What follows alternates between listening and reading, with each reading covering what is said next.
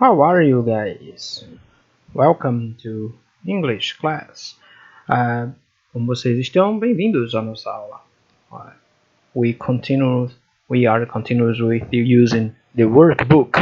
Nós vamos continuar utilizando o nosso workbook. Agora, capítulos 3 e 4. Possessive case, genitive case and W8 questions. Caso possessivo, caso genitivo e os pronomes interrogativos. Let's go. Let's start. Uso do apóstrofo S. Bom, tanto o caso possessivo quanto o caso genitivo, nós trabalhamos com o apóstrofo S. Cuidado para não confundir esse apóstrofo S com o uso do verbo to be. É utilizado para demonstrar posse. Então, quando alguém tem alguma coisa, você não é preciso colocar de fulano de tal, por exemplo, o carro de Paulo, a gente usa a preposição de. Em inglês eles vão usar o apóstrofo S depois do sujeito. É necessário o acréscimo desse apóstrofo, mais a letra S ao substantivo, antes do que está sendo possuído. Como falei agora há pouco, o carro de Paulo. A gente vai trabalhar aqui embaixo com Paul's book. Quando o substantivo já termina com a letra S, você não precisa acrescentar outro S. Vai ser preciso colocar apenas o apóstrofo, que vai dar a mesma ideia. Ok? Então vamos a alguns exemplos. Nós temos aí Paul's book and Mateus book. O livro de Paul, o livro de Mateus. Note que na nossa tradução, o livro ele vai vir primeiro. O livro de Paul. O livro que pertence a Paul. O livro que pertence a Mateus. Então, em inglês você coloca o substantivo mais o apóstrofo S, só depois você coloca o objeto. Vamos tentar outro exemplo, tipo Mary. Eu quero falar da TV de Mary. Então, Mary's TV. A TV de Mary. Alright? Let's continue. Algumas observações.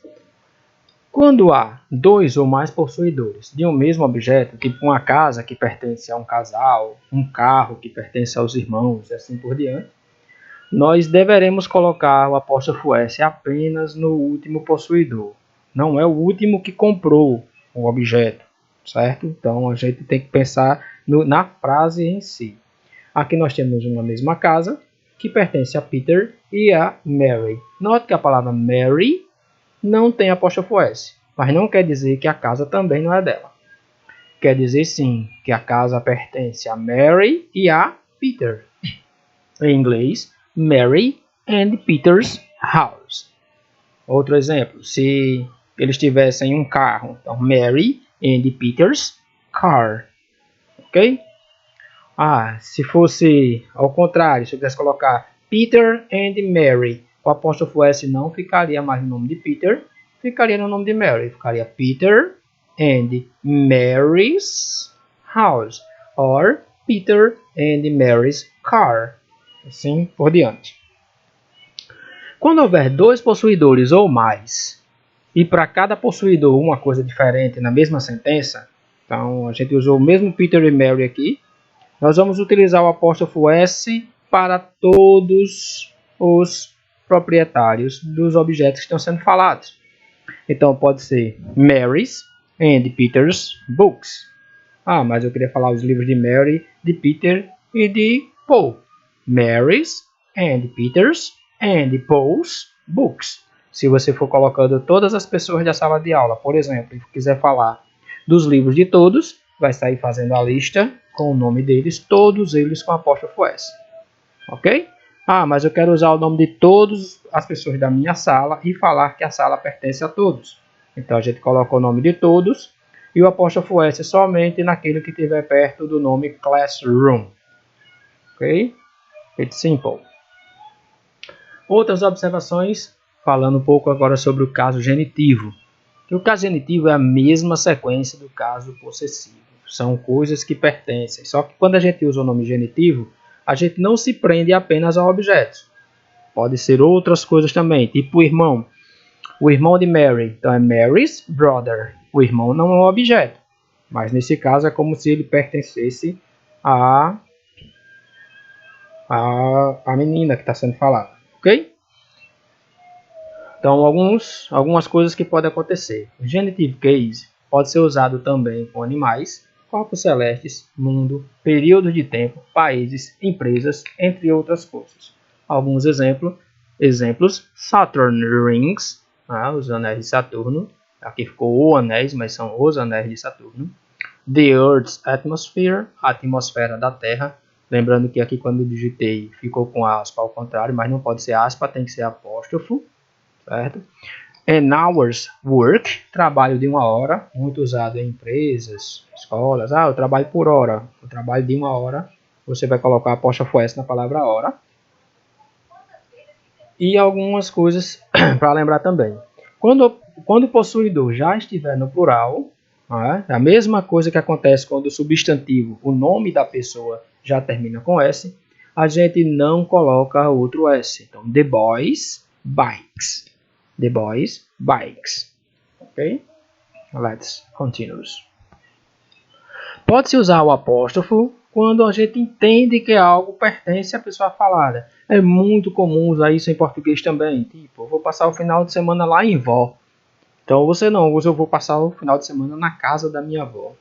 Então o nome da pizzaria é Mama. Então eu vou lá na Mama. Aí você já sabe que a pessoa que está falando sabe que você vai na pizzaria. Ok? Examples. I go to my grandma's. And let's go to Paul's. Note que nas duas frases a palavra house foi omitida. Neste caso, tanto eu digo que eu vou para a casa da minha avó, quanto estamos indo ou vamos à casa do Paul. Nesse caso, qualquer palavra pode ser omitida, desde que a pessoa com quem você esteja falando subentenda que esse apóstrofo S está substituindo esse objeto. Na parte 4 do workbook, nós trabalhamos com double weight questions, ou pronomes interrogativos. O nome double weight, já em inglês, ele acontece porque a maioria dos pronomes interrogativos iniciam com WH, certo? A exceção é o how, que é H-O-W.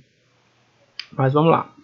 Os pronomes interrogativos são utilizados para fazer perguntas e representam justamente aquilo que buscamos saber, e não podem ser respondidos apenas com sim ou não, da mesma maneira que a gente trabalha em português. Se a gente coloca um pronome interrogativo em uma pergunta, você não vai dizer sim ou não. Exemplo, qual é o seu nome? Sim, é. Não tem nem graça. Então, qual é o seu nome? Aí o what, que é o pronome interrogativo, ele pede uma explicação. Alguns exemplos agora para a gente ver na prática. Where are you from? I am from Natal. Então, nós temos aqui o pronome interrogativo where.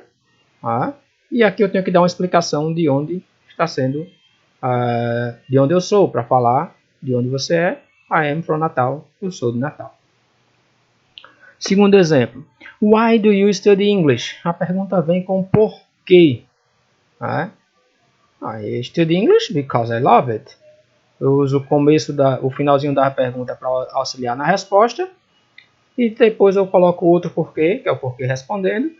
E aí sim, dou a explicação.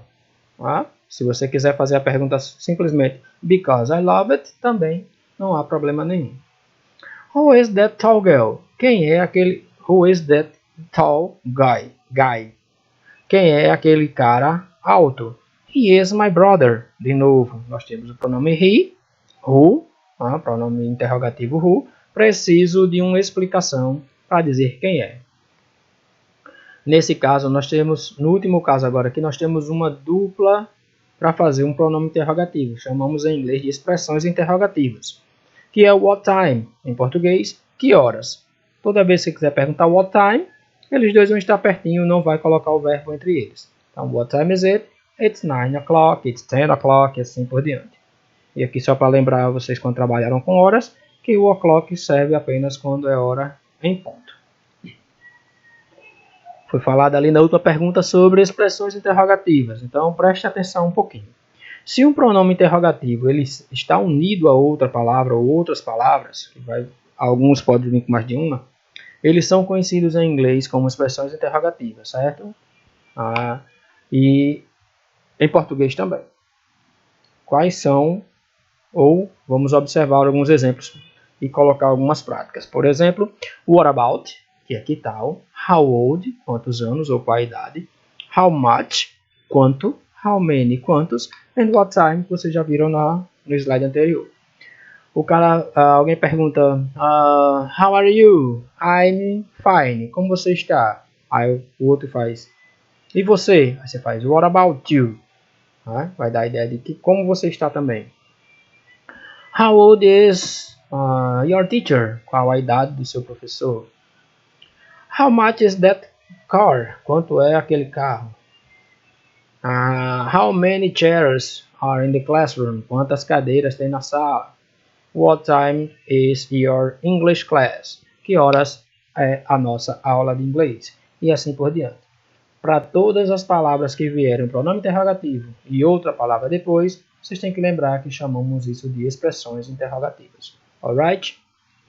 Essa foi a nossa aula de hoje. This was our English class. See you then. Bye bye. Fiquem todos bem. Ok? Até mais.